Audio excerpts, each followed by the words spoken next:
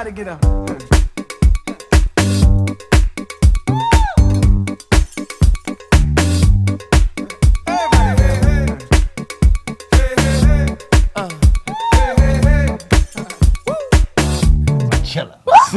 Welcome to Body Shop TV, and look who's with me today. My name is Chella. My name is the Body Mechanic, very shy NYC. Welcome to Body Shop TV, Mr. Body Mechanic. Check out my glow. I'm chocolate. Look Wow. at that. I'm chocolate like you now. You They thought I was African. How was your They trip? pulled out a shield. What? How was your trip? Oh, don't get me started. I gave out like 400 Body Shop cards. Did you? The whole ship knew me. They knew you. You wasn't even there. That's awesome. I said, wait till you meet Chella. Tell me, what was it about? What did you experience? The most incredible thing was the people that I went with and watching the people eat. Mm-hmm. You know, when people pay for a trip, like they eat 40 times more food. So I actually watched people eat several appetizers, a main course, right? Drink diet soda, regular soda, then have dessert. But wait a minute, on a cruise. Hold on, I'm not finished yet. They're still eating. Then they top it off with some ice cream. Oh, then they do apple pie a la mode. And then 22 minutes later, because I always looked at my watch, they stood up and they went, oh, I feel bad. But wait a minute, Body Mechanic, on cruises, the food is available 24/7, round the clock. Oh, no, this is just that mealtime that they did this. They're eating all day long. All day long. So I'm watching the hamburgers and the hot dogs. First of all, the hot dogs look like bananas, right? I had never seen a hot dog that color. It was like a grayish brown. Like, people don't even look at the meat. You know, it's all food coloring. I know it sounds like I'm crazy, but this is the truth, the whole truth, and nothing but the truth. No So doubt. help me, hand on my S5. So check this out. It gets even worse. So I'm standing there, I'm looking at the hot dog hamburger line, because people eat hot dogs and hamburgers all, I don't know how you spend $2,000 and go on a trip, got good free food, and you eat hot dogs and hamburgers, but that's okay. So they're eating all these French fries and walk around the boat. So I go over to the guy, I go, excuse me, what kind of oil are you using there? Because when they pull the fries out, the fries are like, you know, when you get a McDonald's fries, did I say McDonald's? You know how it's usually dry, right? These fries are loaded with oil, and I go, what kind of oil is that? He goes, I don't know. I said, can you please find out? He goes over to the head chef. He says, oh, it's soybean oil. Soybean oil. Soybean oil. Check this out. I went for a massage 3 weeks ago in a place in Babylon, I think it was, and the lady pulls out this oil, because I usually use my own oil. And I said, what kind of oil is that you use? She says, well, the carrier oil is grapeseed oil. So folks, let me share something with you really quick, and then we'll get down to business. Grapeseed oil and soybean oil are all genetically modified oils. And what's really bad about those oils, in order for you to get the oil from the seed, it has to be chemically extracted. They use a chemical called hexane, and it's a neurotoxin. So let me tell you something.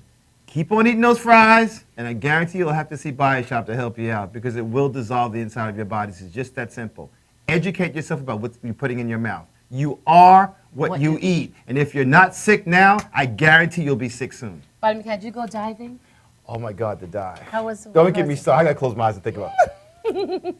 So, I saw my first shark after 60 dives. What? A lot. Big one? 60. It was probably about 5 feet. It's kind of hard to tell with the goggles on because everything looks big. Yeah. But it was bigger than all the little fish that How I saw. far were you from it? When we jumped off the back of the boat, probably about 30 feet. He was swimming towards us. Then when he saw me coming, he kind of took off because they don't like chocolate. Please. But Stop. you know how it is when I dive. I'm only bro. You know what I'm saying? They'd be like, oh, all right, give me your fins, you know, give me a camera and shit. Yeah, but first shark, and we dove the Marianas Trench. This was in Grand Turk. Nice. So we went through a little swim through. It's called a wall dive, and basically what you do is once you go over the wall, you just drift along the wall. And the Mariana Trench goes down to 6,500 feet. It was incredible. Turtles were nesting in the coral. I got some great video footage, just incredible. It treated me like a king. Nice. And the Bahama dive was off the chain. We went out about an hour, and we found like this sandbar. So it was about 25 feet deep. We didn't have to do a decompression stop. And the guy said, just jump off the boat and be back in an hour. And I used nitrox. That dive was just incredible. I actually did the whole video footage. I had the camera like this when I jumped in so you could show how it feels to jump into the water and then level off and kind of swim around. I did some stuff with I got some little small microorganisms. It was awesome. The dive was awesome. That's great. And the boat was great. I sat with I would say about maybe 10 to 15 families. I met one family Were they receptive? Oh, I was up late one night. I was walking around, and I saw these two sisters, and I started talking to them and asked them what they did. They're both malpractice nurses, and they live in Jersey, and they're from Guyana. And the mother's a nurse, right? And it was funny, because when I was sitting with the people that I went with, I saw this black lady sitting down. She had like 9 young girls with her, and they were also controlled and poised. I was really impressed. And this was one of those nurses. And after I spoke to these two ladies, she's like, you have to meet my mom and my dad. So I sat down with many, many people. I talked to about 8 or 9 cancer folks. Nice. It was really awesome. By the 5th day, I remember walking on the back deck of the boat, and like everybody knew who I was. So it was really cool. And people wanted to touch my jewelry. Why? You know how it is. Turban. They thought I was from royalty and shit. You are. I know. You know what I found out? What? That I'm like half Irish. Really? Yeah. How'd that happen? No. Or your last name sounds Well, here's Irish. the deal. I found out that Leary is not a real name. When the Irish came to America, they dropped the O. Because they want people to know they were Irish. Yeah, like the Jews hit the yarmulke. Yeah. Wow. So you're really Lloyd O'Leary. Yeah. I told my parents laid off. I said, I'm changing my name to Lloyd Linwood O'Leary Jr. Going in. So the trip was. That's nice. You know, and I think that we should do maybe a trip twice a year on a boat that leaves New York, because they're all from Queens, Brooklyn, Jersey. Nice. And they're all sick. Oh, and I also took my own distiller, right? I've been drinking distilled water now for 12 days. And folks, let me tell you something. Just a real quick thing about water, because I talk about water a lot. One of the leading causes of illness in this country is water. I want you to think about something. For those of you who rent, for those of you who live in homes, I want you to think about those old pipes that have steel and different things, even from the water table. Even at the water table where the municipal water is drawn from, they put chemicals in the water just to make the water clear. So even from a water table, they can be anywhere from 1,000 to 2,000 different chemicals in the water. So as I started to distill the water, I did about 8 gallons, and you would not believe what was inside the distiller. We are human filters. Wow. And one of the leading causes of disease is tap water. And if you take distilled water, you put it inside a plastic container, and this is why I use glass. What happens is, water when it's distilled is an acid medium. It draws everything. You heard the term acid rain? That's because when the rain comes from the clouds, it actually draws toxins out of the air. The purest form of water is distilled water. When you drink distilled water, it actually pulls inorganic, toxic compounds from your body. It cleans up your eyes. It opens up your blood vessels. It opens up your lymphatic system. We'll talk more about the big water deal. That's cool. But I had a great That's trip. cool. It was awesome. I'm on fire right now. I'm ready to Good. go diving, and I wish you were with me, because we would have turned that boat out. It would have been the body shop boat. But we will next month. Oh, absolutely. It's popping. Well, I'm glad you're back. Welcome back to reality. Welcome back home. Wait a minute, where'd that come from? Oh, this came from You got more jewelry than Kay. Bermuda. No, my daughter went to Bermuda. Isn't it awesome? She was on a cruise earrings. too? She went on the cruise. Yeah, she just came back, and she brought this back. Isn't it beautiful? So anyway, listen, I'm glad you're back. It hides your cleavage. You don't like that. Will you stop That's not like you. I Stop. Let me get so fresh. Anyway, welcome back to Body Shop TV, Body Yes, Mechanic. yes. And this is so much I have to catch you up on. Chella's been very busy. But Chella husband. Yes. So anyway, last night, I got to tell you what happened to me last night. I went to see, and I've never been to a live football game before, and I went to see the New York Giants and the New York Nets. Hello, pay attention. And at the end of the game, all the football players come out, and everybody's, ah! So anyway. Were you like that too? No, I was like mad cool. I had the Body Shop TV cards in my hand, waiting for Michael Vick, because today's show is about incarceration. And I wanted him to be a part of our show. So we should be getting a phone call from Mike. How you like me now? Is he incarcerated now? Oh, he played yesterday. Did he play? Yes. Yes. Okay. He was. Don't you I've never remember been- him in the dog issue? Yeah, I remember that, but a whole bunch of white people, they fight dogs too. We don't hear about that. They get away. Well, you That's know, all good. You know, that's another show. Marv Albert bit somebody in the back. He's still. If I were when you're black, white, you're if I right. were white, Well, that's that not- show is coming. It's coming. And Tommy Well, Moore. I am both, so I can do Irish on this side Right. and Mohican on that side. Stop it. With some war paint. But listen, Tommy Moore wants to be on that show. Really? Yeah, if I were white. Yeah. That's going to be cool. But anyway, you missed the awesome Touch Sensorium. Well, I got a break because Chella works me to death. Every time I do those things, I think my fingers are bleeding. It from was doing the awesome. We massages. had about 15 people show up. It was great. It was at Jewel. We're going to have our next one the third Monday of September, September 15th, at Jewel once again. And we invite vendors. It was a great, because a lot of new people came. Is that And that on Wednesday? Monday, the third Monday of each month.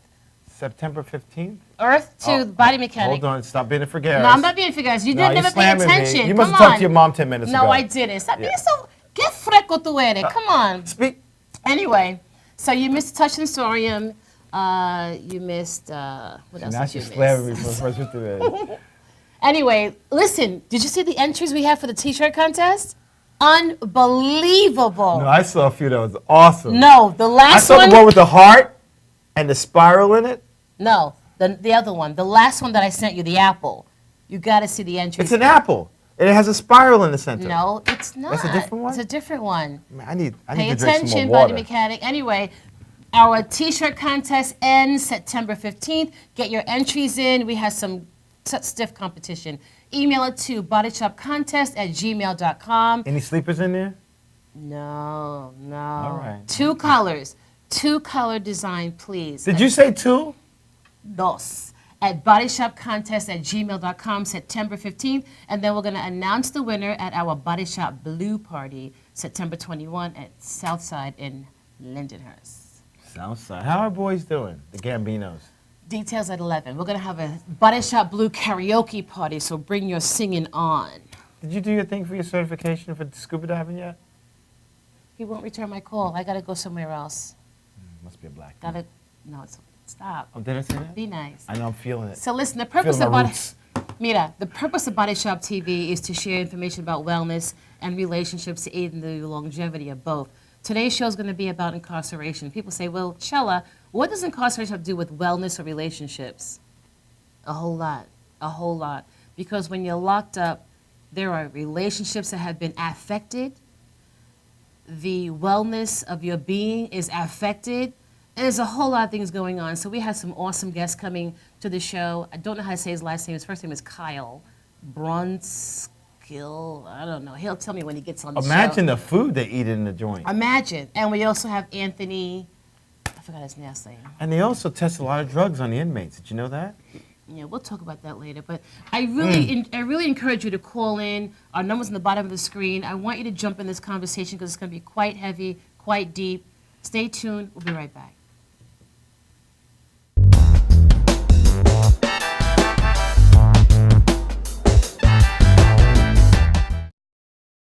For professional motorcycle transport and towing, think Kickstart Fabrications Motorcycle Towing. Proudly serving all of Long Island, we feature expert handling and 24/7 service. So send a limo for your toy with Kickstart Fabrications Motorcycle Towing.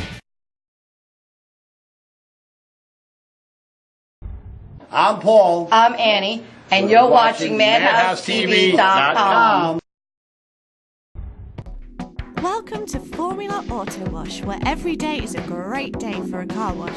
Open 7 days a week from 8 a.m. till 5:30 p.m. Sundays 8 a.m. till 4 p.m. Detailing packages for every budget, starting out at $29.99. 100% hand wash and detail centre. Horsehair and microfiber brushes and mitts. Proudly using Ecolab Blue Coral soaps and waxes. Formula Auto Wash has served the community for over 30 years. Senior discounts all day, every day. Ladies' Day Wednesday, $3 off any wash. Early bird discount Monday through Thursday till 9:30 a.m.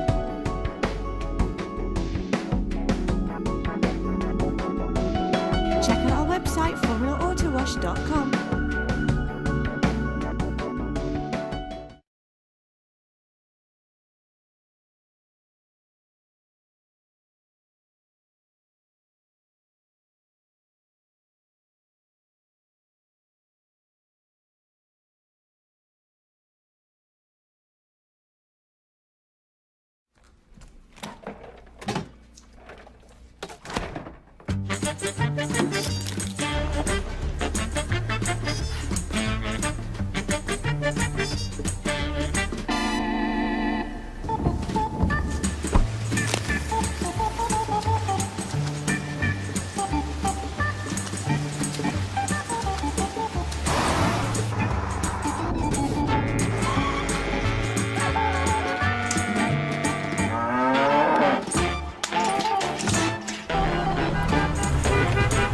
Stop the truck! Stop the truck!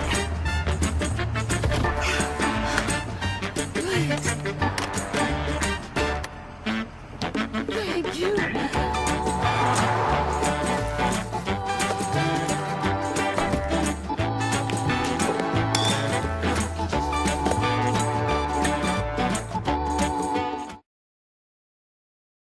Old Spice body spray will make you feel so powerful to blow your mind right in front of your face.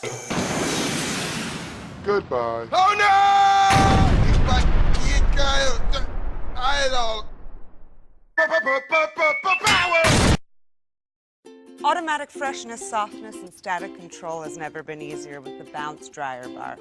I just stick it to the inside of my dryer, and I never have to remember. Old Spice body spray makes you smell like power! It's so powerful it sells itself in other people's commercials. You smell like outdoor freshness.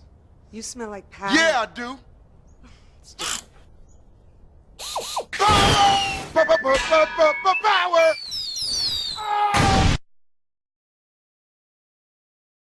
Try this routine to feel fresh and clean. Pair Charmin Fresh Mates with your Charmin. Oh, Spice body spray is too powerful to stay in its own commercial. That's right. Power.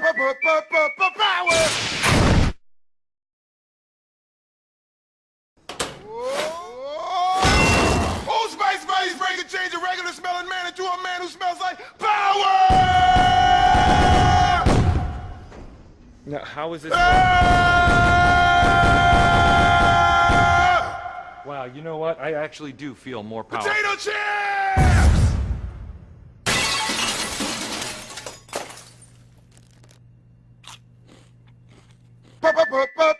Power! It's me.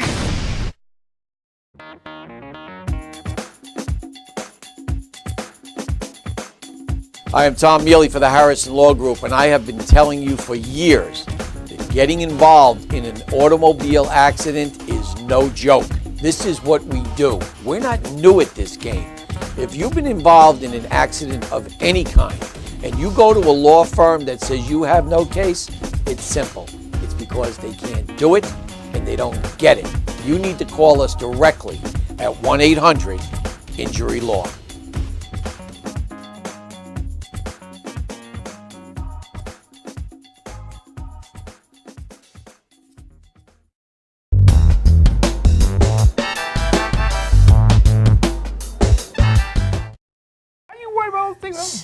But Mika, you are never ready when we go on I'm air. You always do that. We look so Don't even unprofessional. try. You're complaining about the height of the seat and lipstick 'Cause I is not feel- on the red. Is 'cause I- that 305 or 407? No, this is, I forgot. Certainly Red. Certainly Red. Welcome back. My name is Chella to Body Shop TV. And my name is the non-toxic 26-year-old body mechanic NYC. So, Body Mechanic. Yes. I don't know if I ever told you the story, but Oh, when you lower your voice, I get nervous. I need to drink some water right now. back in the 80s, I used to be married, and I had a very psychologically abusive husband. And That's not him there, is it? Oh, they told me I'm made up. Kissing made up or something. Will you Oh, stop? sorry. And to remove myself and my 2-year-old daughter from that environment, I wrote a check to get on the airplane to flee Orlando, Florida, to come back to New York to my family, my support system, to get away from him. You talking about the guy with the farm? Yeah. Do I need to go there? I only have one husband. I can go get him. Will you? Yes, I will. He won't even know what We he have is. unfinished business. Anyway, Okay. um, I'm coming to get you. stop. Because I know he's watching. So I wrote a check back in the 80s. And then in the year 2000, I wanted to cruise with my family, leaving out of Cape Canaveral. And when we came back to Florida, Cape Canaveral from the cruise, They held you. 6 o'clock in the morning, they knocked on my door, and I felt like Lady Sings the Blues. Ms. Figueres. We have a warrant for your arrest. And I was shocked. You know, my daughter was in my cabin sleeping, and my parents were in the hallway, and they saw them take Where were me. you now? You see, you're not paying attention. No, where were you? Cape Canaveral, when we came back into Florida from the cruise. All right. And anyway, I was arrested, I was incarcerated, and it was like such a surreal experience for me. It was like, I mean, I was definitely living in the moment because I wanted to experience every step of the way. In the ride to the jail, them booking me, taking my picture, fingerprinting me, and then they put me in this cell, a holding cell with these other women. And these women were crackheads, prostitutes, just women that I'm not used to hanging out with. And I cried most of my time there. And I remember the most important feeling that I had was that I was trapped. I couldn't get out. You know, we take for granted being able to remove ourselves from an environment that makes us uncomfortable. You know, you get tired of something, you just get up and move. You couldn't do that. And I felt trapped, and it was just all new to me. I was there for 17 hours because I had to wait for my family to drive back to Orlando, process paperwork, come back to Cape Canaveral to get me out. So those 16, 17 hours were amazing. It was hours I'll never forget. And when I got out and came back to New York, I happened to be working for the Department of Health, Nassau County, and I told my boss, I said, listen, I told him what happened to me, and I said, I want to work with that population because I just feel that they're misunderstood. You know, people do bad things sometimes and have to pay the price, but there are circumstances, and everyone's an individual and need to be heard. And so I had the opportunity to work with that population back in the 90s, and I love working with inmates, and I have the opportunity again to work with inmates, teaching them cognitive behavior, teaching them how to think differently, how to do basic things like ask for permission or ask for forgiveness, just so that they can think of the process differently so that they don't make the same decision to end up back in jail. So I thought the topic was very important. I think we both have been affected by incarceration. Yes, we have. And, you know, we all have our views, our experience, our take. I just thought it would be important to bring it to the studio today. Well, you know what's interesting is this. It'd be one thing if it was all a level playing field. But when you think about incarceration, you think about the system. We're going to talk about being inside the system, but there's a reason why things happen. And there are groups that are targeted because the real criminals are the ones that actually set the policies. And I'll be straight, that's just the way it is. Because the real people that should be in jail are the ones that get away. They're the ones that can afford the fancy lawyers to get them off. Those are the real criminals. And the system targets specific people. But we never really talk about that. We dance and skirt around that. Once you're in the system, then it's too late. But we need to change the system itself before they get there. That's the problem. The beauty is a lot of people who have been incarcerated have learned from the experience and have been able to turn their lives around. And at this time, I want to introduce our guest today. We have Anthony Jones. Anthony, welcome to Body Shop TV. Thank you for having me. And we have Kyle Braunskill. Is that how you say your last name? That's fine. Very unique name Braunskill? for a man of your color. How'd that happen? You know, it's a long story. All right. Well, welcome to Body Shop TV.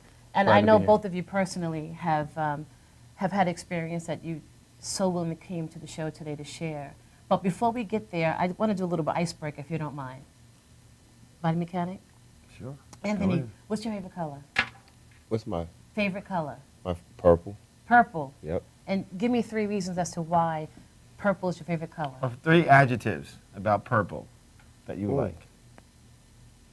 It's vibrant, Vibrant, royalty. royalty,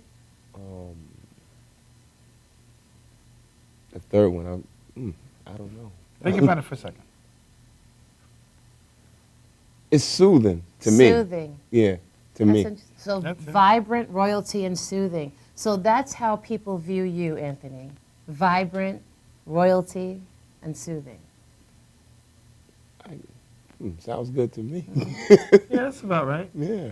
We met him for the first time I met him. Yeah, sounds right. Kyle, what's your favorite furry animal? And you couldn't ask me the same question? No. 'Cause I had just made up a Like, whole. I know, bunch- give me you had time to to go think, with right? two. I know. Yeah, see, that's why you got to tell them after. You caught him off guard. Because then it's like, hold on, it was It green, was? but now it's chocolate. What's your favorite furry animal? Furry, Uh-huh. Yeah, a furry animal. Yeah, like an animal with hair on it. like a tiger. Tiger, yeah. Oh, dog, I anything. like tigers. Tigers? Yes. 3 adjectives as to why. They're underrated. Underrated. We tend to understand the lions from a different perspective. I like the color, the uniqueness of their appearance. And they are fearless. Fearless. Yes. So that's how you view yourself. So they're misunderstood, in other words. Yes. Yeah. To a great extent. Interesting. Interesting. So close your eyes and picture yourself in a room that's white. Close my Both eyes. of you. Both Yeah. of you. Both of you. Close your eyes. Picture yourself in a room that's all white, no windows and no doors. How does that make you feel? Me trapped. Trapped? Anything else? 3 things.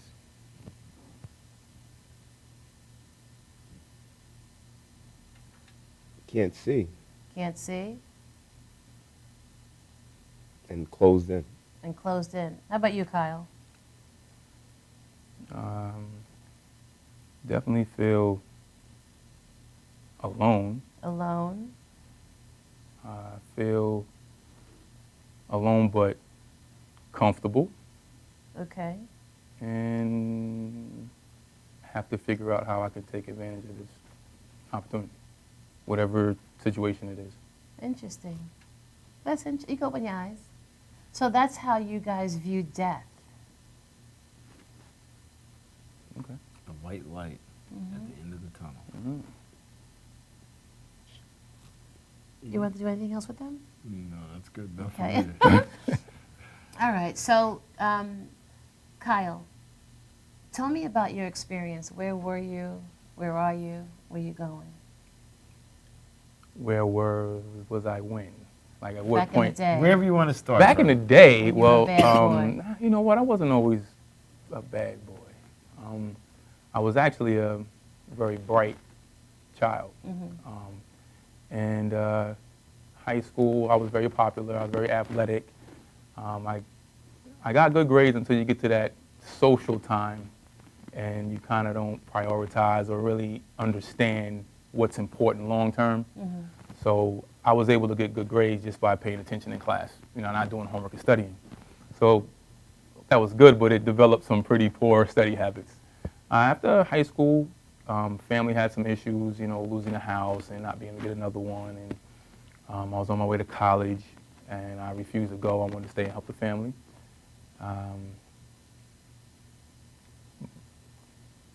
Didn't really know how to handle the adversity maturely. So you start to hang out in the streets, see if you can make some money I justified my actions because I was going to help my family. So you go out and start to do things. Easy money. Easy money, easy money. You know, and then my mother got wind of what was going on, so she wanted me to go to college, which was the right thing to do. So I went to college, and no matter what environment I was in, you end up gravitating to people that will kind of create the same environment. So at college, use the same excuse. Now I'm not there, so I really have to help them because I'm not there. You get into easy money and end up being incarcerated, spent half my 20s incarcerated. So you had the taste in your mouth, basically. Yes, Yeah. yeah, you know, and you tell yourself once you get to a certain point, this is Stop. it. It doesn't really happen. However close you get to being scared or death or arrested, you kind of, I'm not going to do it, but as someone perceives less risk, they take more chances, so the more you get away with it, the more you're going to do it. And then I came home at 25 and started to I started to pull my life together when I was incarcerated. You can't wait till you get home to do it. That's kind of ridiculous. But when I got home, I got a job and worked. Couldn't stand the job, but obviously it was what I had. Just made sure at that job that I was the best employee I could be. And it just began to open up opportunities where I was able to start my own business, you know, then you get married, you buy a house, start a family, and all those things. So with all that said, I'm sitting on your couch now, in a nutshell, without taking up too much In a time. nutshell. How many years did you do? 5. So from 20 to 25. Anthony, how about you? My story is a little different. When I was younger, my dad, he was a businessman. He owned his own painting business. He boxed. He trained a lot of kids. They don't know how to defend themselves with box. PL and Shirley. I had both parents in the house when I was younger. My dad made good money. We had our own home. You know, pretty much comfortable. Things happened. My mother and father wasn't married. My mother wanted to get married by the time my brother got in first grade. It didn't happen. They broke up. From the breakup, we wind up moving around. My mother tried to keep us focused. You know, at one point we moved down south with my grandmother, and down south where we grew up at, in Alabama, we call our grandmother Maria. And we had balance, you know, but I was always that child. I wasn't too good in school, you know, because I fool around a lot.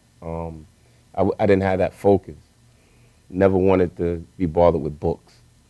Coming back to New York, we're going to fast forward a little bit. My mom met my father, my stepdad.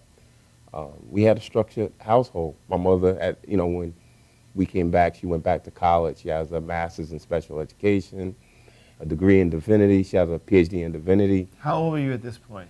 At that point, 9 or 10 years old. So you went through a lot. Yeah. But my focus still wasn't there because I missed my dad being in the house. Not that he never took care of us. He did take care of us. He didn't come around when he didn't have money. He felt that taking care of a child is giving. Anthony, hold on. Go ahead. Maybe Michael Vick. Welcome to Body Shop TV. Yeah, hi, I'm looking for Tommy Mayer. No, it's not. Not there? No, you have the wrong number. I'm sorry. All right. I'm sorry, Anthony.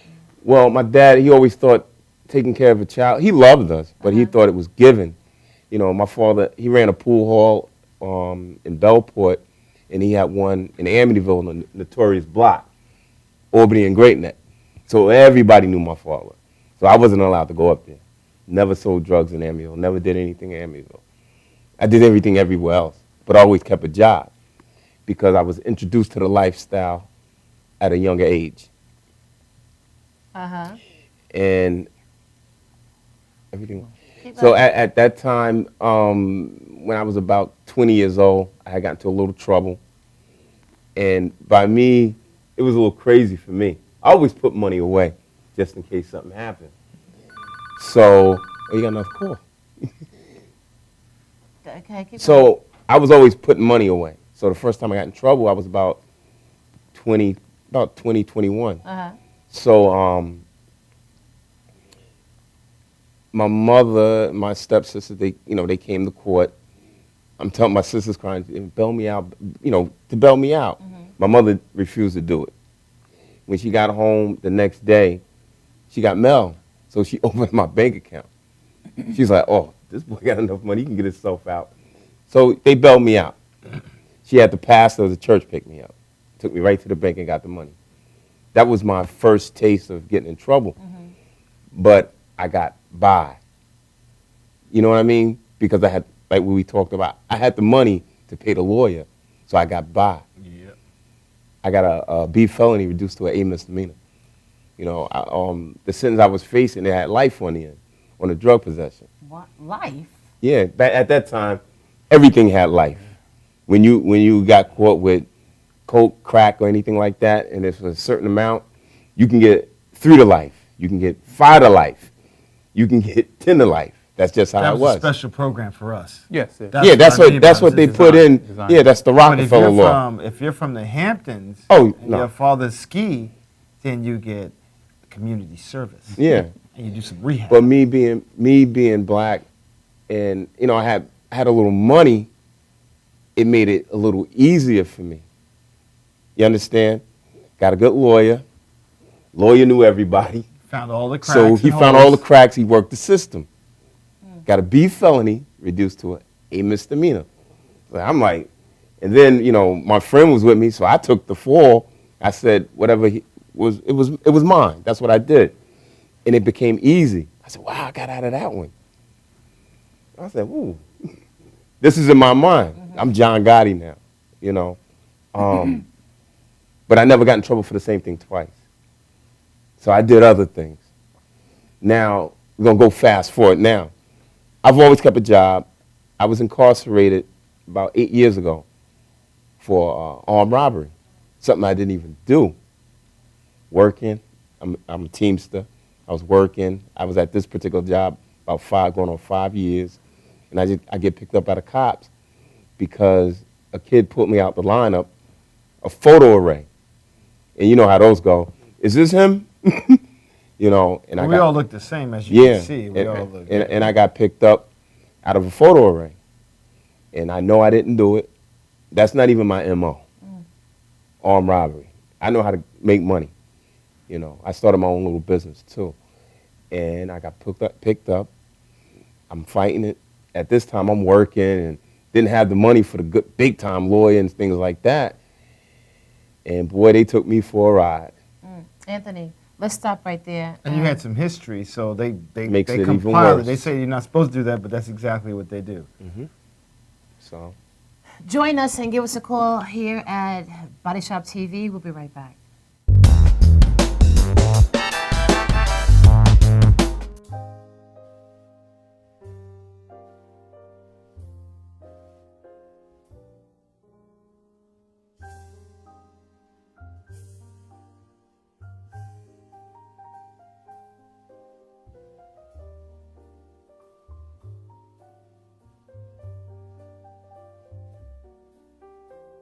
Hi, my name is Dr. Tom Dow.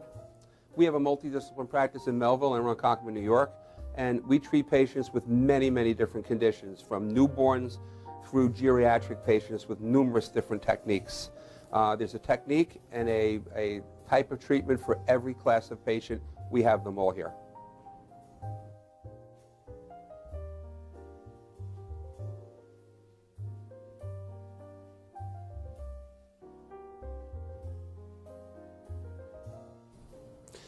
Here's my son Thomas, also a doctor of chiropractic, working on one of our patients' cervical spine.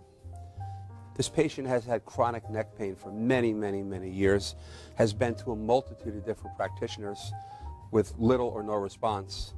And with our specialized techniques, she has improved tremendously and continues to improve on a daily basis.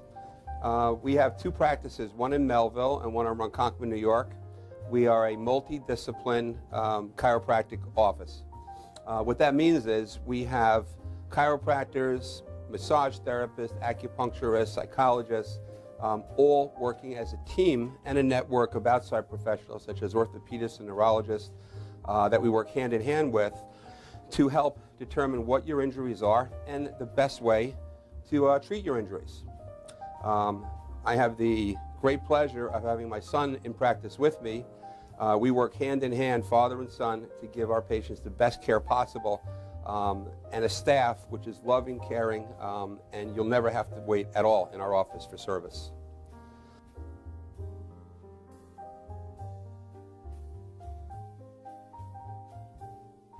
Many times patients come into our office and they have what's called a soft tissue injury. Soft tissue injuries are like scars inside your body. If you've ever been cut on the outside of your body, you get a scar. The same thing happens inside of your body to your muscles and ligaments. So our job is to determine where those are, stretch the muscles, adjust the vertebra back into their correct position, and then refortify the normal structure with exercise. That's what we do best, and I hope someday you'll come see us at one of our two offices. Thank you.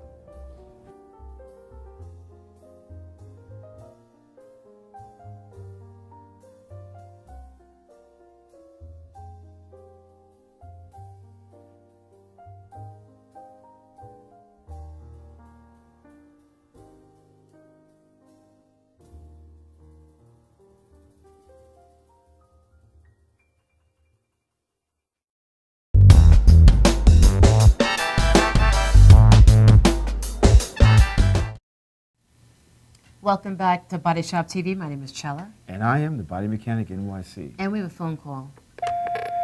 Welcome to Body Shop TV. Hi. How are you?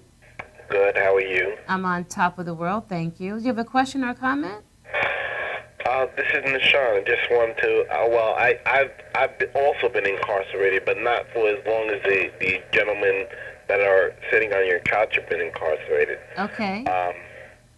I was incarcerated for 6 months in Rikers Island. Okay. But I actually did commit my crime.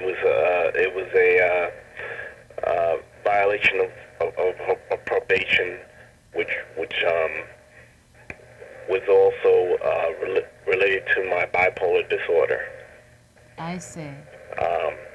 But the crime that I was convicted of was assault. It was basically self-defense. Someone came up at me with a bat, and I defended myself. Pushed him into a pane glass window, and when the police arrived and asked me if I wanted to press charges, I told them no. And then they asked him if he wanted to press charges. They told him yes. He told them yes. So I actually did commit the crime because I did assault him by pushing him through that pane glass window where he had to get over 38 stitches. But it was self-defense. Self-defense. You spent 6 years in jail? No. 6 months. 6 months? No, 6 months for it was. They considered it since we don't have real self-defense laws in New York. They considered it assault, a misdemeanor. Assault. Were you on medications at that time, sir? I was not on medication. Were you diagnosed? I was diagnosed. Wow. How were you treated at Rikers?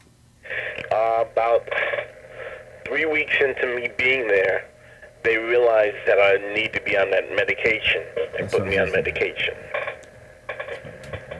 Wow. And I was in general population. I stayed. I initially was on the boat, the prison barge in the Bronx. I was there for 3 months, and then he moved me to Rikers Island for 3 months to serve out the rest of my my conviction. So did you? It it was a learning experience because at the time I was not on medication, but now I am on medication, and I've turned my life totally around. After I got out, the first thing that obstacle I had to overcome was being homeless. Once you go into the prison system, if you don't already have a business already established or family to go home to into a home, then you start off homeless. If you don't have a job to start off to, you start off homeless. I mean, 6 months without employment, 6 months without paying rent someplace, you're going to be homeless. So the first step was to figure out what to do. A couple of weeks out of jail, I stayed with my brother. Then I went into the shelter system in Long Island. From the shelter system, I was able to get on public assistance, and public assistance is, just, system that you just tied into for a period of time until you can get off of it, and it's not easy getting off of it, and it's a daily struggle, and I'm trying to do it with education. I've successfully put myself through one school to graduate to go into a new school. I'm going to starting this fall. Excellent. Excellent. Well, I'm happy for you, and congratulations to you. Thank you. For, making some healthier choices. And I thank you for calling Body Shop TV. And sharing your experience with us. Thank you. All right. Have a great weekend. You too. Bye-bye. Wow. Wow. I mean, he didn't even have all his facilities. Right. They, when you're mentally ill and you get incarcerated, and if they don't know, or even if they do know right away, they do not give those guys help.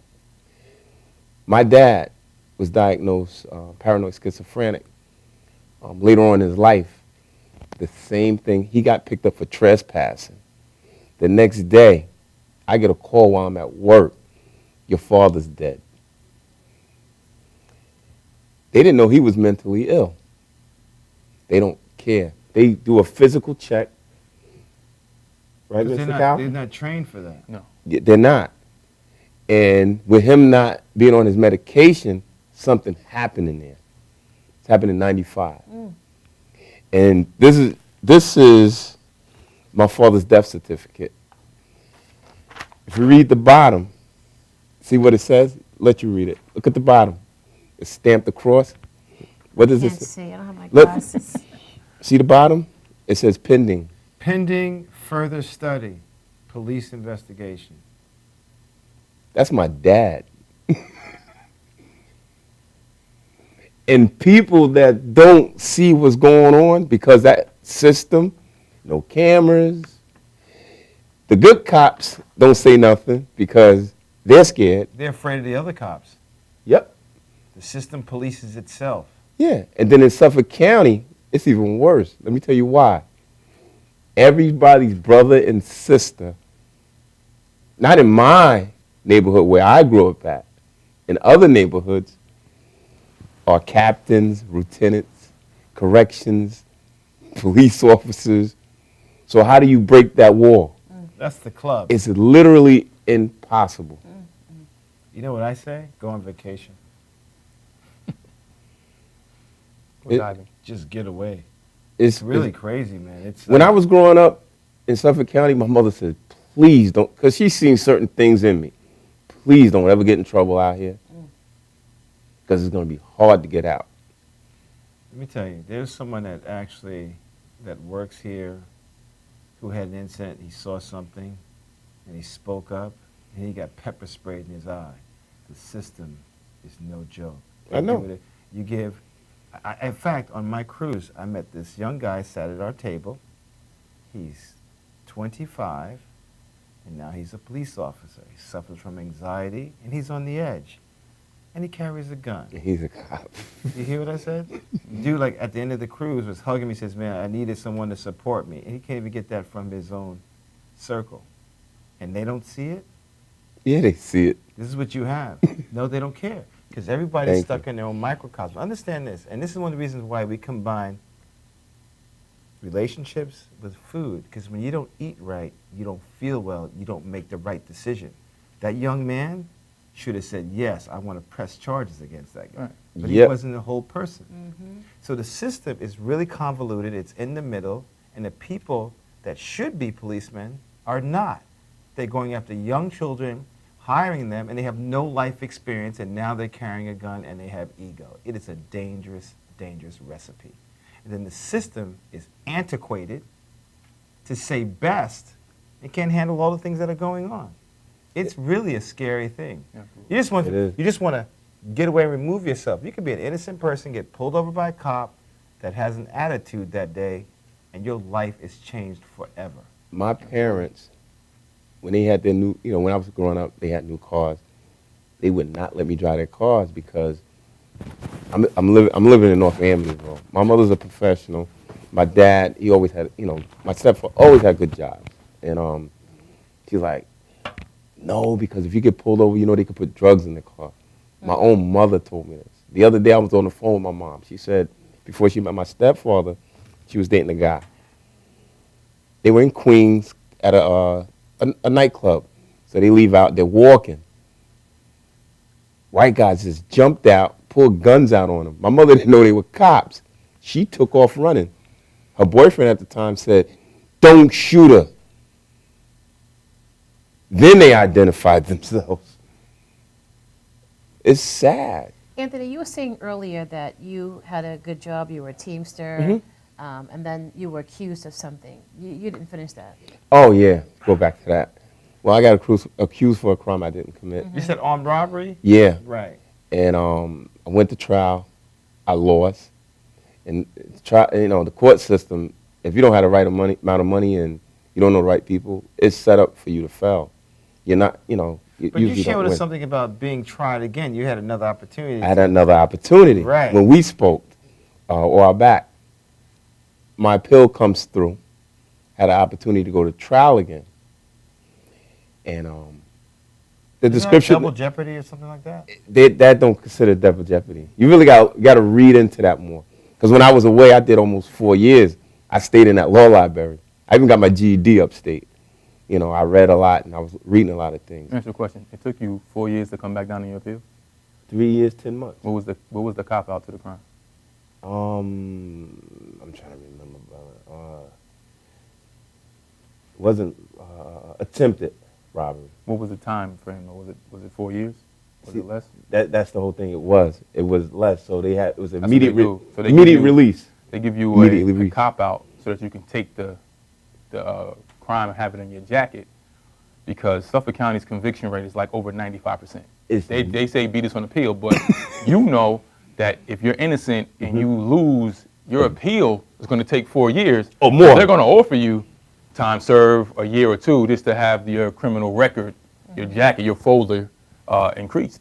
So it's kind of it's difficult because they're building a case against you. Right, but what they're saying is, okay, beat us on appeal. You're going to do 4, 5, 6, 7, 8 years to come back and say, okay, you can be free, but you already spent 4 to 8 years of your life gone. They're saying just take the crime whether you did it or not, and you can be home in 6 months. Well, and Minister Cal, you're right, because as I'm going pre-trial? Pre-trial hearings. As I'm doing the pre-trial hearings, they put an offer on the table 2 years. Not taking it. I didn't do it. I didn't take it. Of course, days off. They're getting frustrated. I'm frustrating them. I'm like, let's go to trial now. That's just that type of person. If you're going to do it, let's do it. You're innocent. Let's do it. Well, tell him if you don't take it, he's looking at 25 years. I didn't do it. Let's go. He's like, this guy's crazy.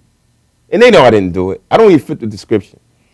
The guy was supposed to have did it between 5'10" to 6'1", 200 pounds. Wow. I'm 5'7", 160 something. I've always been this size. But I would have never found that out if I didn't go to trial. So when the appeal came back, it was because of the description, the identification. So I'm thinking about going to trial. When I get my appeal, I'm going to go to trial. My family's like, oh, I don't know, you think about it.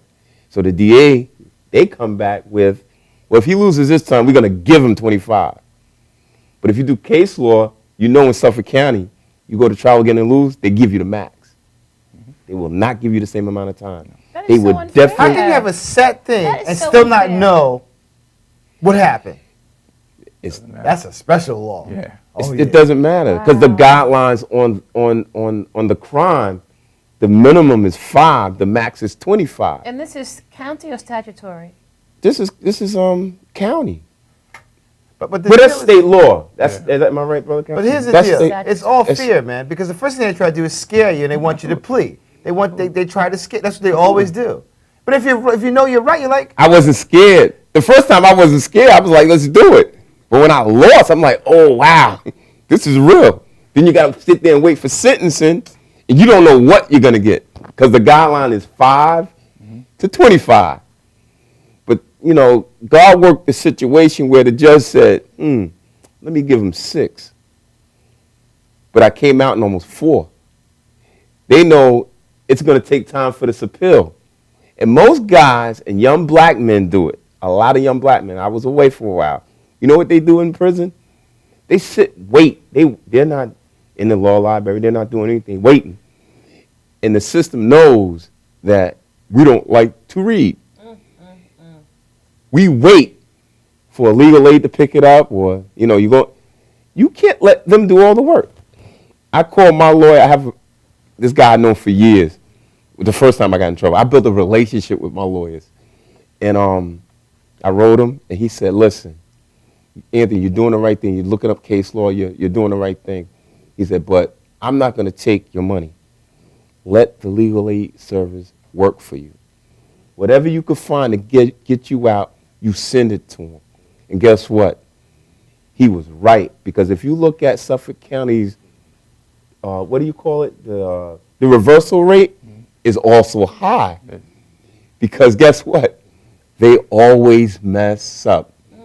They always do, yeah. They always mess up. Even when they're right in getting the right guy, they put extra stuff on there. Right, to make sure they get him, and that's where they But mess that's up. where they mess up. Because now you're trumping up charges. Because they usually don't have enough from the beginning. Well, if you got them on one charge, why are you just throwing? It's sad. But it happens. I went through it. Now, I did a lot of reading and a lot of research. I don't even let my son's a walker. He's 15. He plays football. I drive my son and pick him up to school every day. Because guess what? A robbery could happen. They see him on his bike. They'll pull him up. That's him! And then my son's in the system. Wow. Anthony, we're going to take a break right now. I encourage you to give us a call here at Body Shop TV. Stay tuned. We'll be right back. I'm telling you, you think I'm kidding, man.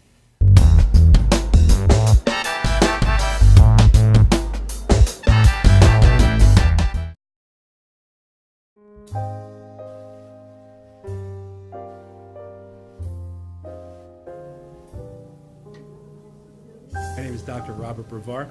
I'm here for Multi-Medicine in Westbury, New York. We're located at 1065 Old Country Road, Suite 214. Been here for about 15 years. The practice has medical doctors, physical therapists, chiropractors, acupuncturists.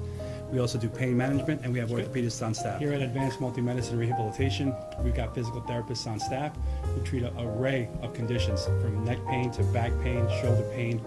We treat carpal tunnel. We treat a lot of car accident patients, slip and falls. We treat patients with knee injuries, with ankle injuries. We have state-of-the-art equipment. We've been here for over 15 years. Vast array of diagnostic testing, from x-rays to EMGs. What is an EMG? It's a diagnostic test that allows a doctor to determine where the pinched nerve is.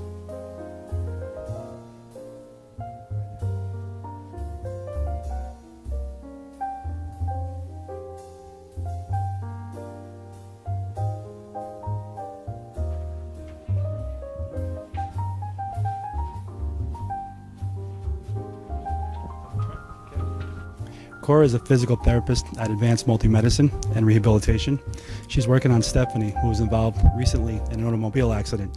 Stephanie has tight thoracic and cervical musculature, and Cora is doing some myofascial release work and some therapeutic stretching, doing it to help her with her pain. Vicky is also a patient here at Advanced Multi-Medicine and Rehabilitation. Vicky is now working her leg muscles, specifically her quadricep muscles, trying to strengthen them after an injury she sustained.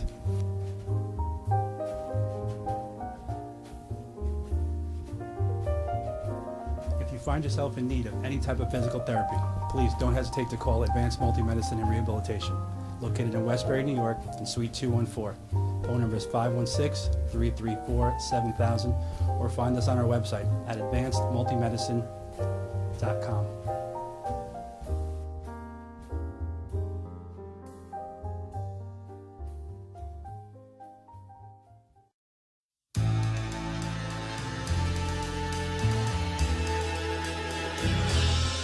Being a fireman is more than just putting out blazes and giving kittens CPR.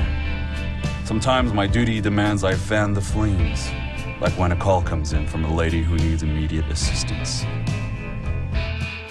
Maybe she needs help with that computer thing. Maybe she wants to go antique. Could be as simple as understanding that walking in heels it's hard. Aussi simple que l'été dernier à Paris. C'est sympa. Maybe it's ladies' night in, and she wants a simple, delicious recipe for margaritas with a twist. First, a can of limeade. Now hold on to this. You'll be using it. Side note, kittens make everything better. Next, add water. Now, a bottle of light beer.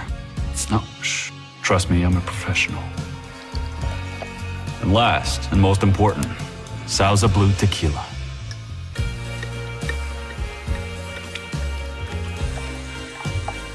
Now, mix it up.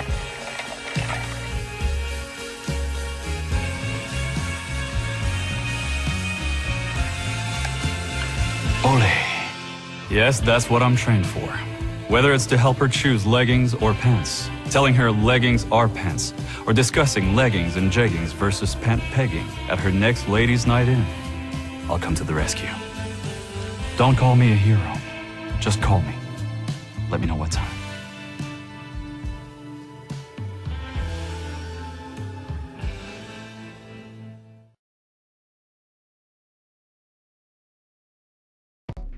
Welcome to Formula Auto Wash, where every day is a great day for a car wash.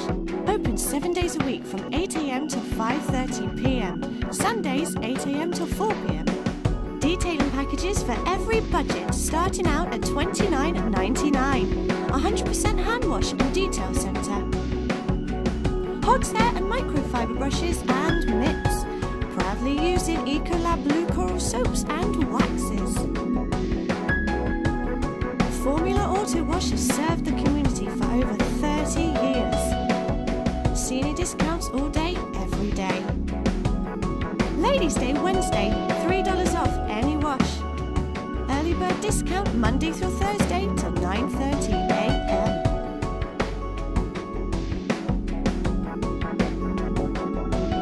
Check out our website, formulaautowash.com.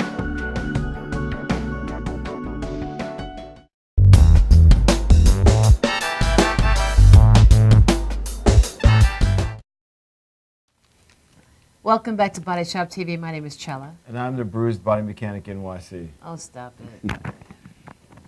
I want to get back to you, Anthony. I want to hear more from Kyle. Kyle, I know you gave me a brief synopsis of what you did, what you went through.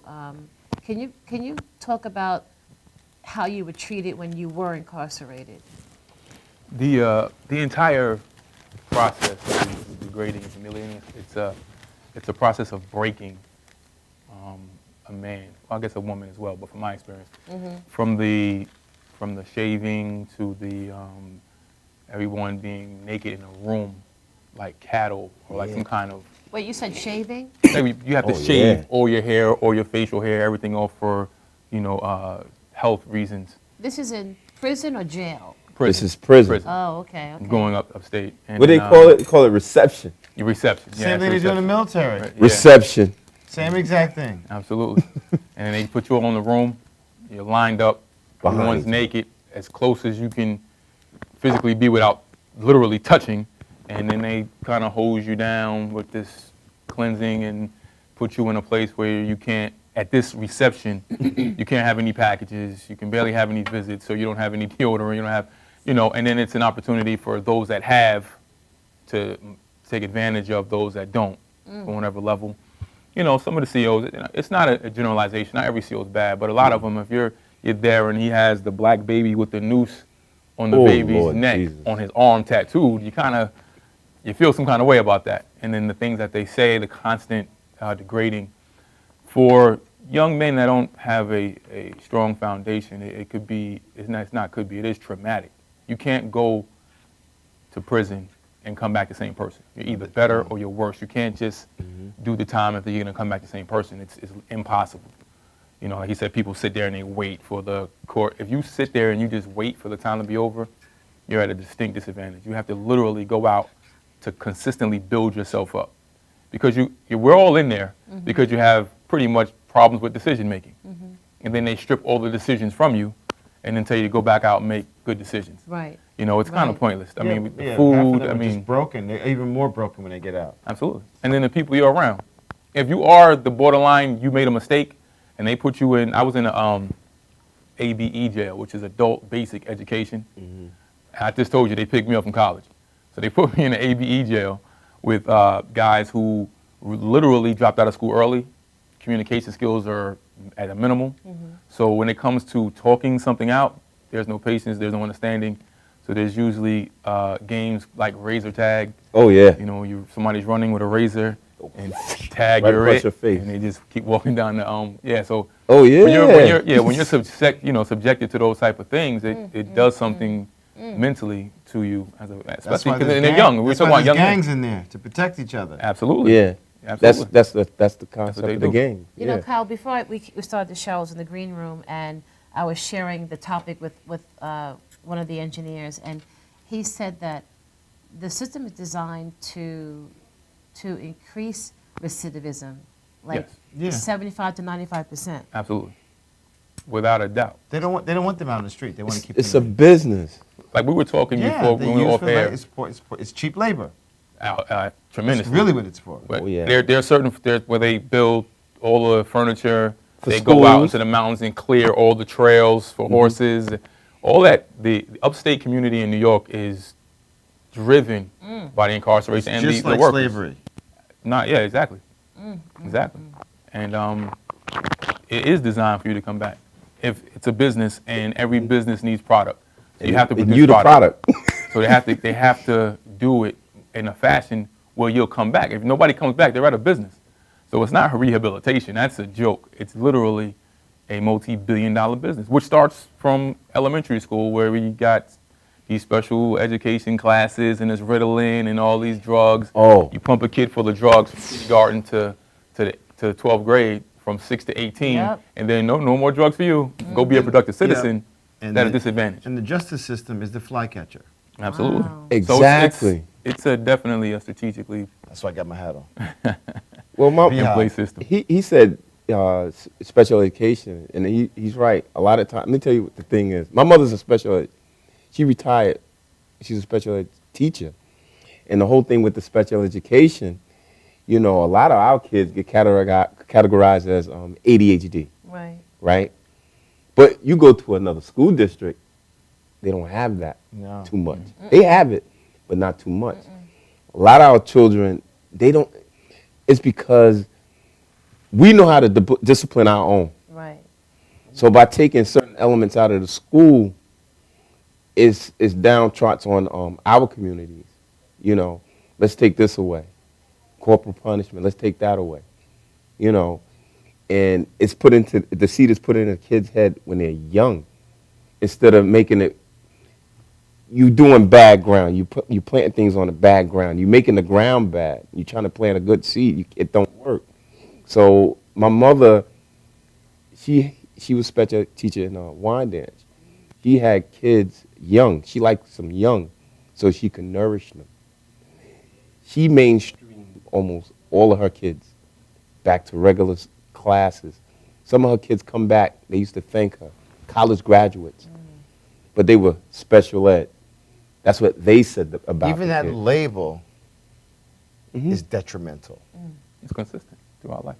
Absolutely. It's Low-income housing, you know, devil food cake. I tell my kids that. Don't worry, the show is coming. Wow. If I was white, if I was black, Stop it's it. coming. We have a phone call. Welcome to Body Shop TV. Madhouse, how you doing today, Chella? Hey, how you doing, honey? Okay, baby, I'm sitting here listening to your show, and I had touched base with someone about the criminal system, how it's an institution. It's not a rehab center. It's not a reach training for vocationals. Nothing. It's geared for failure. And one of your guests was saying about schools and so on. And schools, if they're set up, our children are being set up chronically to fail. So they get caught in the wheels of nothing. Wheels of nothing produce nothing. We produce dead-eyed children. We produce children that no longer have a drive, no more have a direction. And then all of a sudden, the one guy on the street's making money, there's everybody's hero. And our prisons are filled with these. And it's filled, and it's due to lack of education, low self-esteem. If you don't have pride in your community, yourself, you're never going to be productive. You'll always be counterproductive, and that's what our court systems bank on is the negativity that we can produce in our communities. And the police, they aren't taught sensitivity training. No. They are trained not to protect and serve us. They are trained to be suspicious and incarcerate us. That's what they're trained to do. So at any time anybody says, well, you're in trouble, run to the nearest police officer, that's the worst thing to do, because even if you see a motor vehicle accident, you're better off not saying you see nothing. Because you can actually get dragged into the equation, like your one guest said, and you can actually become the victim instead of the witness. That's So why it a lot of does people happen. don't I've say anything. They been keep their mouth incarcerated shut. myself on a few occasions. I've had the opportunity to keep their mouth shut. and be away. And anything they're going to teach you in prison is useless. It's useless. You're going to learn by trial and error and realizing that's where you don't want to be. My first bid was 22 and a half years with a 45 maximum. I was 23 years old. And you know what? A lot of hard work and dedication got me out of that. How many years? Suffolk County? How many years did you end up serving? 3.5. Because when it all came out to trial, Dad realized that I did not actually make the sale. I was not the one who commissioned the crime. I was someone who was in someone's house at the time of the crime. So I was actually aiding and abetting in a felony. You got a lesser And was charge. all done and over. I got 3.5 years. I see. That's why I rolled And also. first time out of the gate, 3.5 years, it bites. I just had a daughter. My son was 30 years old. My wife wasn't of good education. And here I just happened to be in someone's house and it got raided.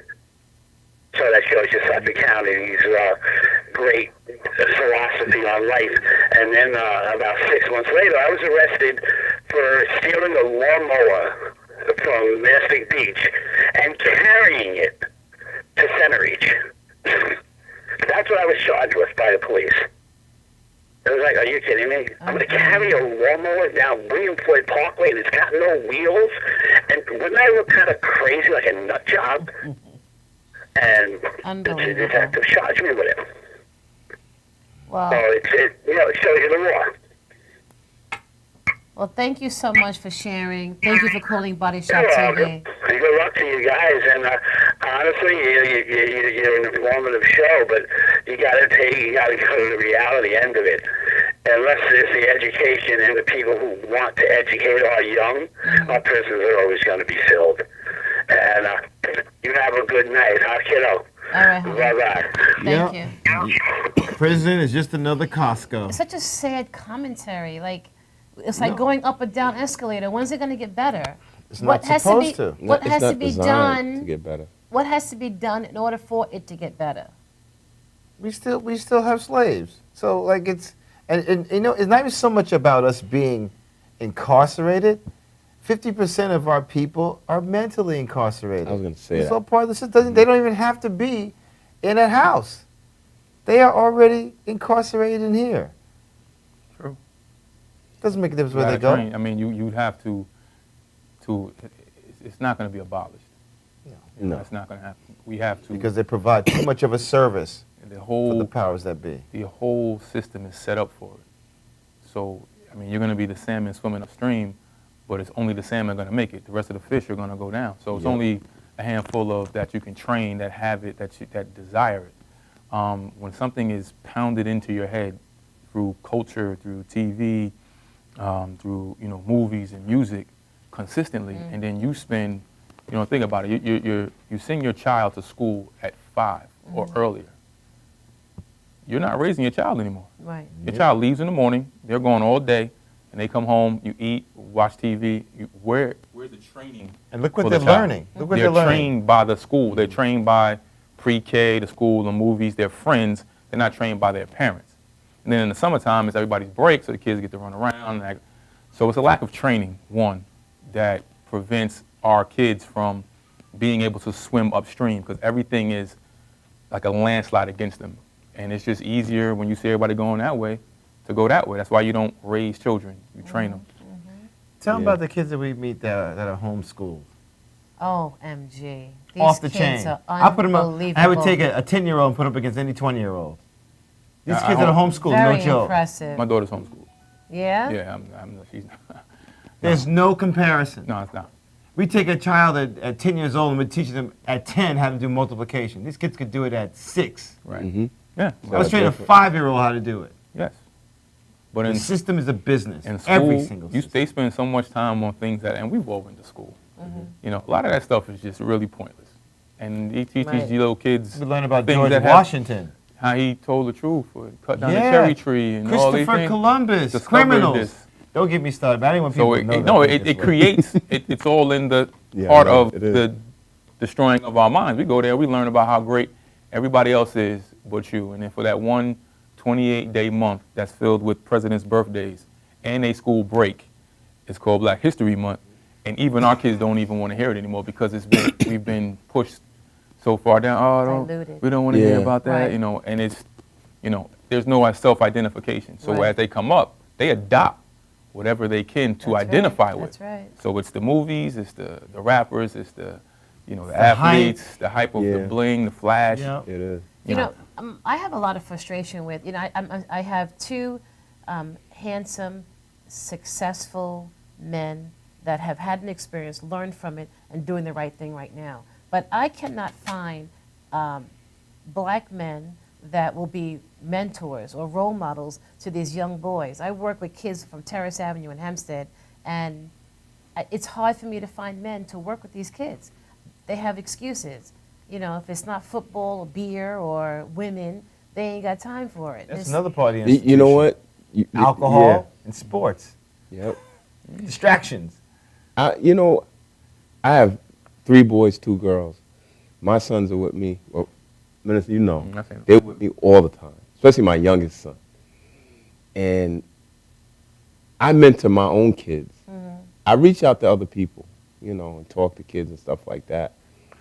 But like you said, when there's no father figure or a man figure in these households or in the communities standing up, those are the kids that get lost. Yep. Like me, for instance, I got lost because I chose to do certain things when I was younger. It was a choice. You know, a lot of people don't have that choice. I didn't have to go and hustle. Both of my parents worked good jobs. You know, even my real dad, when he wasn't sick, I could go to him for things if I needed it. He had the money. But it was a choice. A lot of these kids don't have that choice. And it's sad, you know. And you said, you know, we as men, we all have to stand up. You know, the women are taking care of everything. That's right. Didn't you talk about that at Pastor Roy's house? Yeah. Mm-hmm. Yep. Very true. We got accustomed to let the women do it. Let the women do it. My boys, anything that goes on in the house, you know who they come to first? They don't even ask. They don't even go to mommy. Dad. I'm training them. Come to me. Well, that's rare. Usually it's the mother. Right. Even in primitive, when you look at even animals, Mm-hmm. the mother does everything. The man goes out, he hunts, and the mother does everything else. But I believe at a certain point at a young man's life, the boy should come to the father. That's how I think, you know. And the reason I say that, I was kind of raised like that. I used to go to my mom for a lot of things. You know what my mother would say? Go to your father. My stepdad. Go ask your dad. You know, and I got accustomed to that. And my father, my stepdad and my father, they showed me how to be a dad, a father. I used to, you know, my stepdad, on Saturdays, we'd get out. He'd put the bikes on the bike rack. We'd go to Bethpage Park. At that time, in my neighborhood growing up, no father did that. None. All right, so just 1 second. Go ahead. You said that your father taught you how to be a father. Mm-hmm. And back to what you had said, you go into the street or you go in the neighborhood looking for men to mentor boys, and they were like, listen, I don't know how to do that. I'm not going to mess up somebody else's life per se. Yeah. And because we're, been beaten down so much, the fear of failure is just paralyzing. So for me to mentor a boy and it doesn't work out, that's like me living my failures over again. Right. Big So trip. a lot of that is just not believing in yourself enough, not understanding, like you said earlier, you thought your dad thought it was just about the money, when most kids just need someone to be there. How you doing? How was school? Someone they could talk to. They don't always need answers. They just need to be able to say it and relate. Right. You know, let's go shoot some hoops. Let's go read a book. Let's go, and teach them something. It doesn't have to be quantum physics. It doesn't have to be economics per se, but just to have a role model to help you with little situations. I like this girl. Teach them how to handle that. But because a lot of them haven't been taught, they don't want to step out to teach anyone else. You make a good point. A lot of them don't have the facilities to do it. And then you was at mentoring, everyone is different. A lot of people are frustrated. They just don't want to. Right. It's tough. It is. Kyle, we mentioned earlier something about recidivism, how high it is. And I know personally that you're working with an organization. You want to speak on that? Oh, yeah. Safe Harbor. Safe Harbor Mentoring. We go into the facilities, Nassau, Suffolk, Yaphank, and we mentor the men and the women every week. Just on life skills. Now, we use the Bible as the principal reference, but we're not religious in going and pronouncing a particular religion. But the principles, we want to instill principles because that's what helps to govern your thinking. I heard we were talking about changing the way people think, and that's the problem. We are trained to think wrong. Right. And then when we get in situations, all we have to rely on is what we've been trained. So if you can replace the thought with a principle, so when the moment comes, you're not worried about making the decision because you have a principle that governs yourself in that particular area.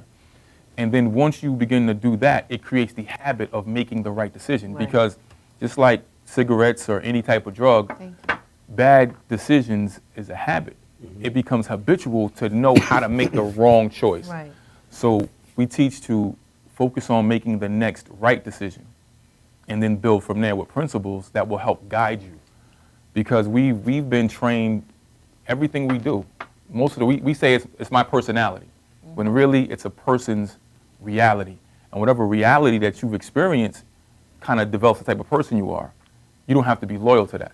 That's what I teach them. You don't have to be, you're incarcerated. And the beautiful thing about being incarcerated, if we want to see it that way, is that this just freed you from whatever else was out there. I was about to say that because a lot of us are inundated and we don't have time to think. You get a business, stuck. you get a job, and you're stuck. Yeah. You don't get the time to take vacation, and you're busy. Then when you leave home, you go from one job to the next. Exactly. You never have that downtime. So that's why that time of solace and being quiet and quieting your mind is a place where you can look at your life and look at everything that's going on. Because when you're in the battle, when you're in the heat of battle, You just stress, you only think about right here. You can't even look at all the other options. Absolutely. And we're also taught to live in fear daily. Every business uses fear as a tactic to move their products, and that's basically what happens with us. We're taught to live in fear. When you're in fear, you don't think you have options. Absolutely. Kyle, how is the reception when you go into the facilities, the jails, and talk about your program? It's overwhelming. It's extremely welcoming as far as the inmates. Some COs are receptive. Some COs are like, it doesn't matter what you do, they're never going to They're change. gonna come back, yeah. So they have a different perspective. But as far as the inmates, they're extremely receptive. They're even more receptive now because it's more of a life skills environment. We're not preaching, we're not trying to actually get you saved at this moment or anything like that. We're like, listen, you're here and you need help, and we're here to help you. And they are anticipating us coming every week just to get it. They want it. And they're in a position where they want it, they know they need it. They're hungry. And they're taking it. Now, it's their responsibility to apply it, but they are very receptive to it. That is awesome. That's awesome. We're going to take a break right now. Again, give us a call. And we have a phone call. Hold on. Welcome to Body Shop TV. Hi, this is Dorina. How are you? I'm awesome. Who is calling? Dorina. Dorina. Yes, Dorina. I have a two-part question for the gentleman. First one is, they were talking most currently about the single mothers with the kids that are home and those that are raising young men I want to touch on that just a little bit because what do you do for a mother, first question, that has a child that's in jail? She's struggling with that child. They're going in and out of the system, and she's just trying to get a handle on them. How does she get help to counsel him to get his mindset right? That's the first question. And then the second one is for the mother. Like me, I had an incident with my son. Unfortunately, we're living next door to drug dealers right now. But we realize that that's their lifestyle. That's what they do. I know as a single mother, what happens is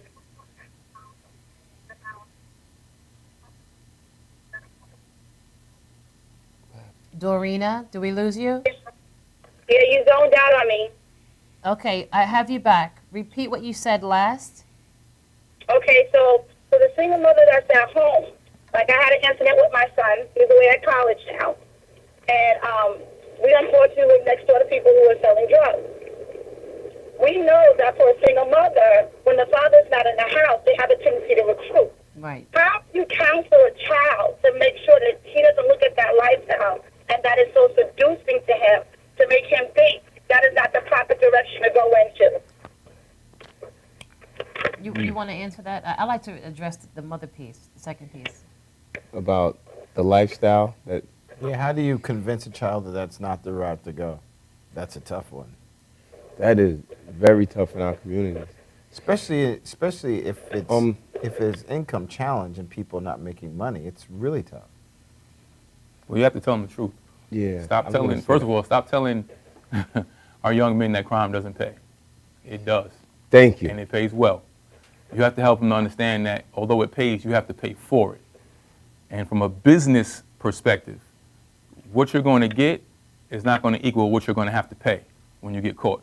There are no old drug dealers. There's no retirement plan, you know, and I know it's difficult, but to teach him what's important and to show him that the struggle, and I teach this when I go in, just real quick. We've been taught our whole lives to have a winning mindset, and that is problematic. Oh, be number one. Be number one. It's problematic because you can win a beauty contest just because you are beautiful. You don't have to actually work to win. We can have an argument, and because I'm a better articulator, I could be dead wrong and still win the argument. Right.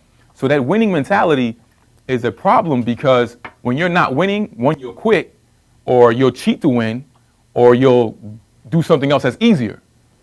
You have to teach them to have a victorious mentality because you never label victory with anything that does not have a struggle. So when our kids are growing up, they get tired of the struggle. But when you teach them to have a victorious mentality, they understand that the struggle is part of my victory. But winning means if I'm struggling, it doesn't look like I'm winning, I'm going to quit, I'm going to cheat, I'm going to steal. So when you start to teach them that we're on a higher level, we're going for victory. And without a struggle, there'll be no victory. So there's going to be times where you're not going to have money. There's going to be times where certain things are going to happen. That's part of the process. We don't teach process. We teach goal, the prize. When you teach process to them and show them what process is, and bring them around people that have gone through the process. I was going to say that have done something, that have been through something, or have done it the right way. We don't have any of those examples. You know, we see the drug dealers, they're everywhere. Because the guy that goes to work and comes home, he goes home. We need to introduce to that person that so they can understand the struggle is part of it. I had to say something. Well, I wish I could. I understand the struggle. As a mother, I have protected my kids away from that lifestyle because I myself, as a family, have come out of that lifestyle. I raised them up in the Word of God or trained them up in the Word of God. They know the Word of God, but I have, in a sense, protected them from that particular lifestyle. Not that they have never been exposed to it, but now I find myself in a position where I know how to pray to pull back in the spirit realm, okay, because now we're going a little bit deeper, but also getting them to understand the natural part of what's actually going on. He got it, you know, and I'm going to be honest, because I'm a Christian don't mean I don't have feelings, it doesn't mean I don't go through anything, but I flip like pancakes on him, and he got to see another side of me that he never saw before, and then I had to sit down and explain to him, first apologize, and then explain to him why I was reacting the way I was reacting. Because of the way I trained him up, you know. But when the enemy is trying to seduce you into a realm that's going to cause you nothing but harm, for mother like me or someone who may not be equipped to be able to sit down and talk to the child, there needs to be a little bit more help in that area. And so I'm asking, do you provide that in your mentorship program for kids who can easily be seduced? Yes. All right.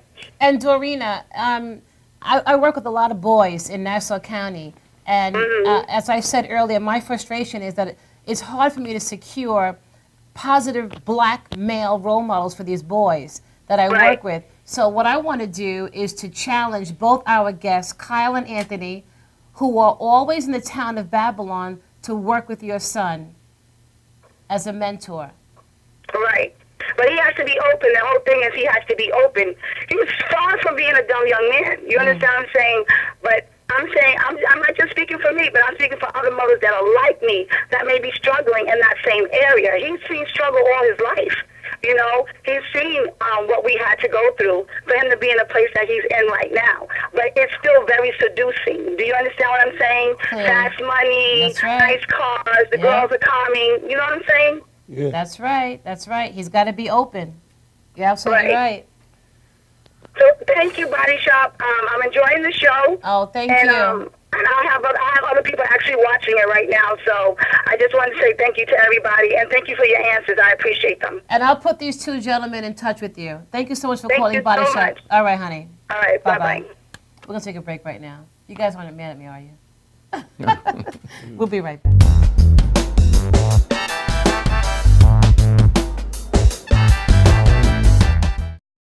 I'm Paul. I'm Annie. And you're watching MadhouseTV.com.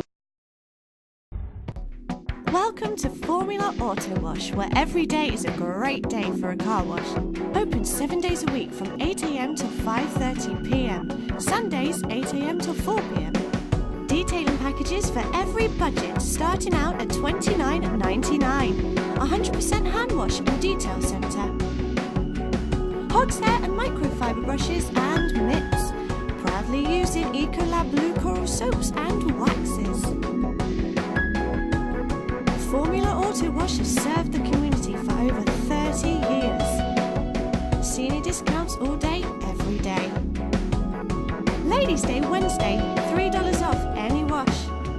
Early bird discount Monday through Thursday till 9:30 a.m.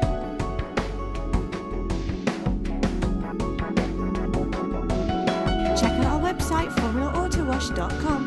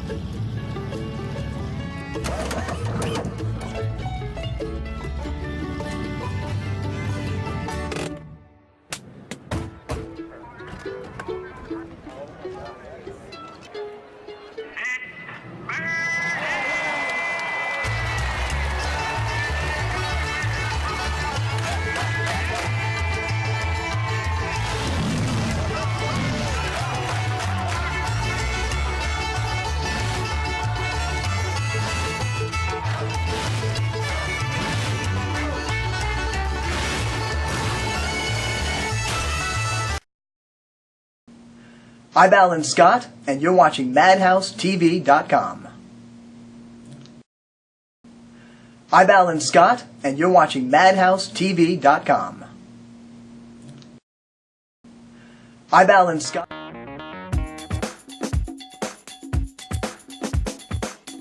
I am Tom Mealy for the Harrison Law Group, and I have been telling you for years that getting involved in an automobile accident is no joke.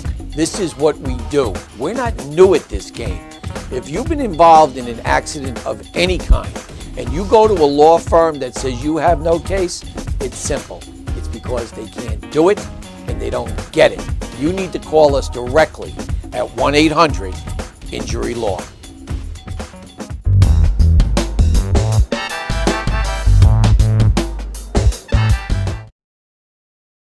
Okay, honey. We're back? What? They didn't even give me any warning again. I know because you had the Tinkle Express. Oh, wait a minute, body mechanic. My mic isn't on. Yeah. So the real conversation, just like all changes that are made on the globe, are done privately. So you can't get on the podium and preach. Oh, no. You get 100 followers, you're a threat. Rah, rah, rah, the black fist. I don't need a glove on to let you know that I'm black. You can see me miles away. But if I can hide my yarmulke, hide my cross, change my name, that white face, they're protected. We can't hide that way. No. There's a reason why it was called the Underground Railroad. True. What are your thoughts on what's going on in Ferguson? Whew. Because that cop, I think, is going to walk. Of course. That. Because otherwise. That's how it's set up. Set up for him to walk. Look at Zimmerman.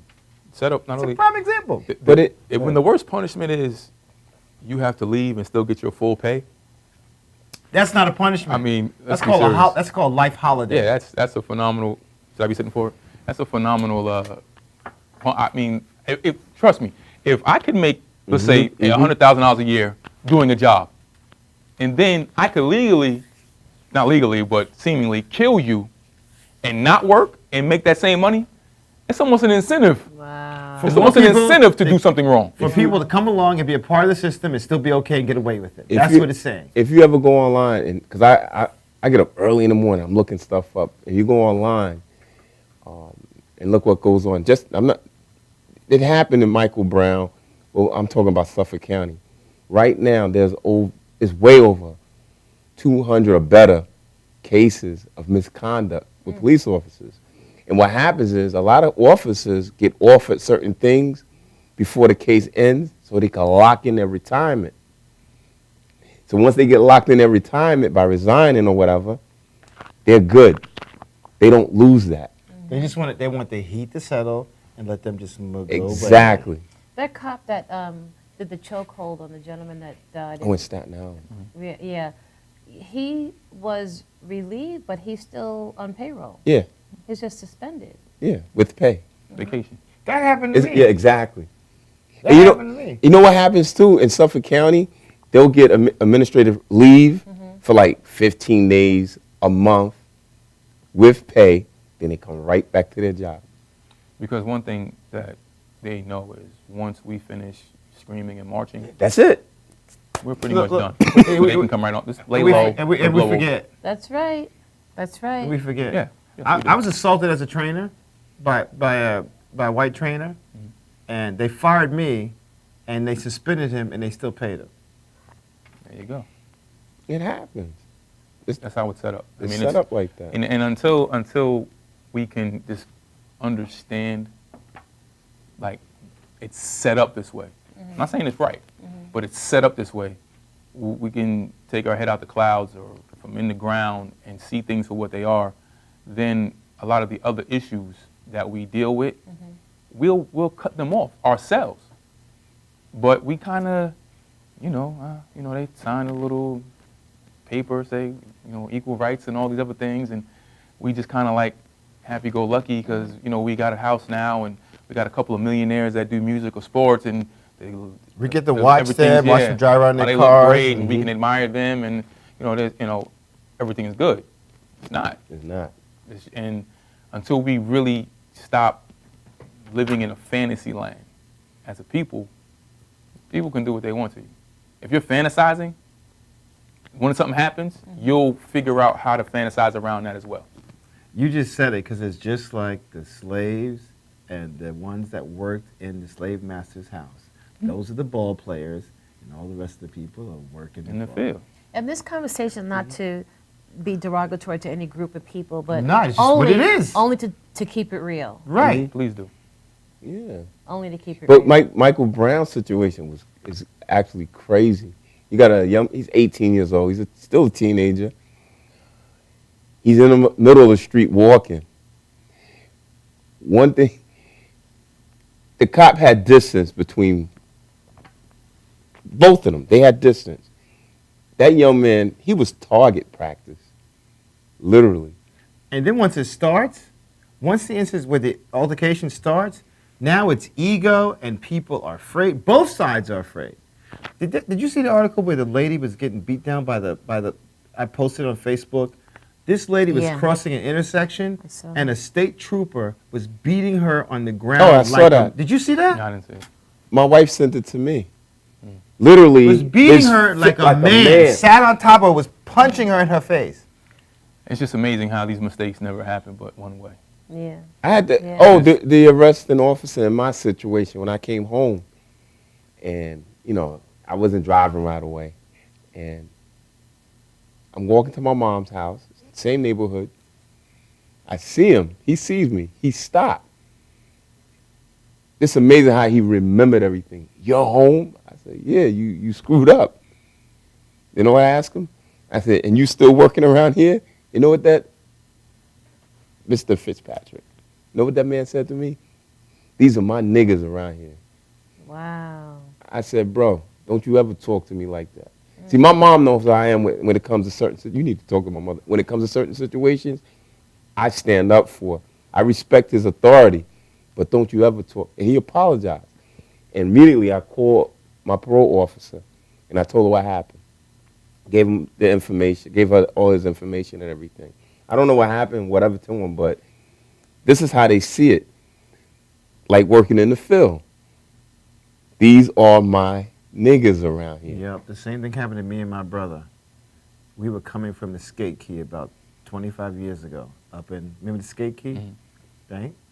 And we were in a Jeep. It was me, my brother, and my first cousin. They pulled us over, and my brother didn't have his license. And when they finally, they took the Jeep, and we were all sitting in the police car. I had never, ever had an altercation with a cop in my life. And the thing that cop said in the car, he says, I'm going to go back out here, and I'm going to mess with 10 more niggas just like you after we drop you off at the precinct. And that's what they do. It's the truth. This is the mentality. And this is not a young cop. This is an older one. Yeah. Who trains the young ones. Yep. I still think that we need more role models, more mentors. We do. You know, Yeah, we do. I agree. I agree, we do. But in a different sense, I think that there should be a lot more strong, positive men mentoring their peers to be able to help these young people. These young people are our future. And it just, you have no idea how it pains me to see how these kids act. They're just butt wild, goose wild, because they have no structure, no discipline. But mentor them even before they get into the system. Oh, yeah, no This is the kind of stuff that Sunday school should be talking about. This is where it needs to start. When they're 7, 8 years and start educating them about the system instead of these blinders on their eyes. Understand there's a maze set up. We have to walk through that maze and we got to figure out how to circumvent that system. It's not hearsay. Because once you're in the battleground, it's popping. When you walk out there, you are a target. End of story. You know what my uncle told me? He's a retired Nassau County police officer. He worked in ARC. And I had a situation this past winter. I got pulled over in Patchogue for no reason. And had my seatbelt on. You know, the officer walked over to me. You know, why you pull me over? Oh, I didn't see your seatbelt. It blends in with your jacket. My seatbelt is tan, my jacket is black. One thing I learned from my uncle, he said, whatever they tell you to do, you just do it. That's it. Don't argue and don't talk back. And he put another piece to it. He said, if you ever get pulled up, you call me right away. So while she was standing there, I'm on the phone with him. But you got to be even careful doing that. Well, after I told him who he was and what kind of work he did, she kind of backed off. Because he's listening to the conversation. Right. You know, I'm so paranoid. I got pulled over about a week and a half ago, and I recorded the conversation. I always say that whenever you're about to get into a situation, right on your phone, put in your pocket, just turn it on. Yep. And it's just crazy. Like the mentoring we talked about, we have to teach our kids how to interact with police too. Oh my God, That's right. That's right. I tell my sons, whatever they tell you to do, just do it. Don't argue. Don't put your hands up. Don't fight. Don't give them a reason. Ego will get you killed. Yeah. And here's another thing. You know, I used to have this argument with my brother all the time. I said, listen, if you know something is something that people want, don't buy into it. I'm like, why be standing on the corner at 1 a.m. in the morning and expect no one to mess with you? Absolutely.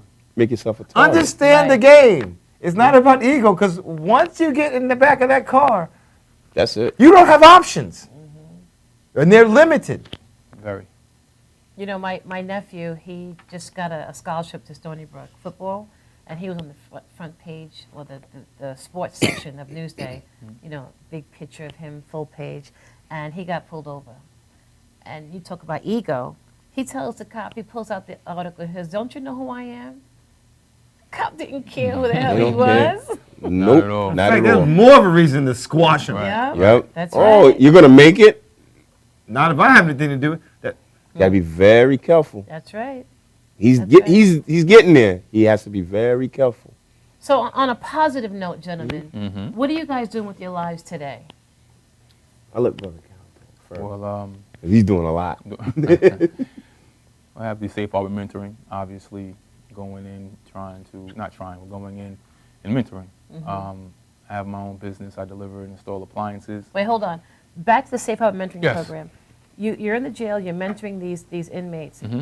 So they get released, then what? Is there an aftercare program? Yeah, we're putting in place a 90-day pre-release program where 90 days, those that have been in the program from just a basic mentoring, 90 days before they get released, we go into a more intense program dealing with more unraveling some of their distinct issues.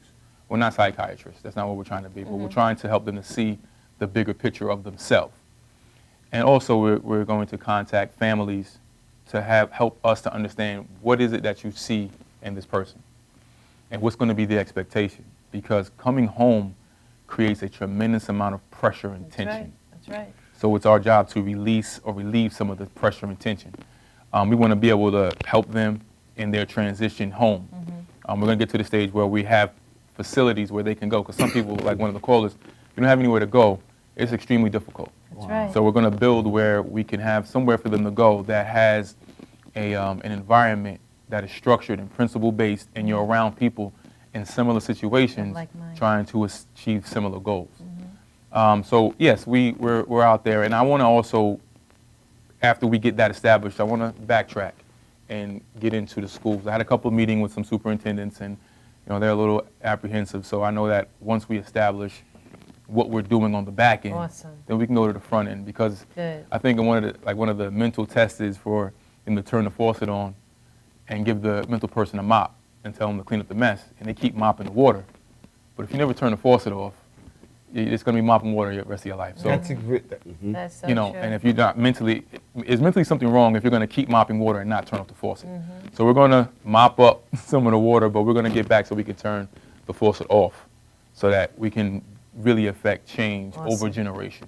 What are people's apprehension about your program? You mean the school system? Yeah, the school, if it's not school-based, in-house, they're kind of leery about outside. We're talking Suffolk County.